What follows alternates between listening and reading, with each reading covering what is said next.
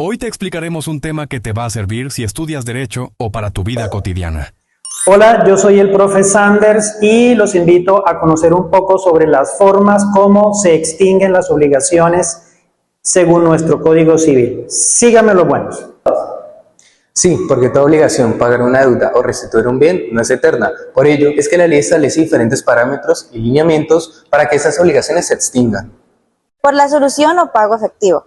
Es la forma más común y directa. El deudor cumple lo pactado, es decir, paga o entrega lo prometido de manera correcta y al acreedor legítimo. Por ejemplo, si yo le debo a Paula 100.000 pesos y los pago en la fecha acordada, la obligación se extingue. Por la novación. La novación ocurre cuando una obligación es reemplazada por una nueva. Aquí cambia el objeto, el sujeto o la causa y la anterior desaparece. Entonces, si debo cierta cantidad de dinero y acuerdo con mi acreedor cambiarlo por un vehículo, la obligación inicial se extingue y nace una nueva obligación. La transacción es un acuerdo entre las partes en el cual le evitan un conflicto o le ponen fin a uno ya existente. En estas ambas partes ceden algo. Esa transacción extingue la obligación. Por ejemplo, un contrato que genera un conflicto. Ambas partes acuerdan que una pagará menos si la otra no demandará. Esa transacción extingue la obligación. Remisión o condonación. Se trata cuando el acreedor decide perdonar total o parcialmente la deuda. Esto es un acto libre y voluntario. Es decir, si Isabela me debía 200.000 pesos y yo decido condonárselos, se extingue la deuda por remisión. Por compensación. Ambas personas son acreedoras y deudores al mismo tiempo.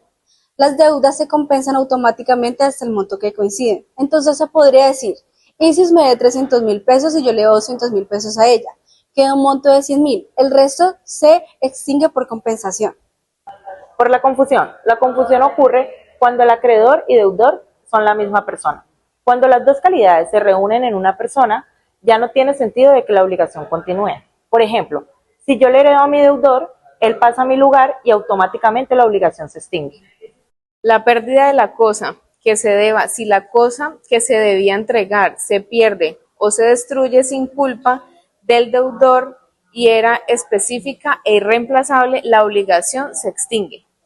Por ejemplo, si debía entregar un cuadro original y se destruye en un incendio sin culpa mía, la obligación se termina. Por declaración de nulidad o rescisión. Esto sucede cuando el contrato que generó la obligación se invalida por no cumplir con los requisitos de la ley, o se rescinde cuando hay un vicio como el engaño o la lesión enorme. Por el evento de la condición resolutoria, a veces una obligación se extingue siempre y cuando ocurra un hecho futuro.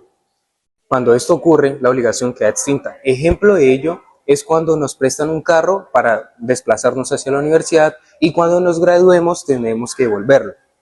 Por la prescripción. Finalmente, la prescripción extingue el cumplimiento de una obligación. Es cuando el acreedor deja pasar mucho tiempo sin poder reclamar. Es decir, el derecho está, pero no lo puede exigir judicialmente. Y como dato extra, la rescisión se aplica cuando un contrato nace válido pero después se invalida por un vicio o una causa que afecta su equidad o su justicia, como el engaño o la lesión enorme, y tiene efecto retroactivo. La resolución, en cambio, ocurre cuando una de las partes incumple lo pactado. Aquí el contrato se termina hacia el futuro sin borrar lo que ya se cumplió. Y estas son las formas de extinguir las obligaciones en Colombia. Y recuerda que cada una tiene sus requisitos y efectos jurídicos.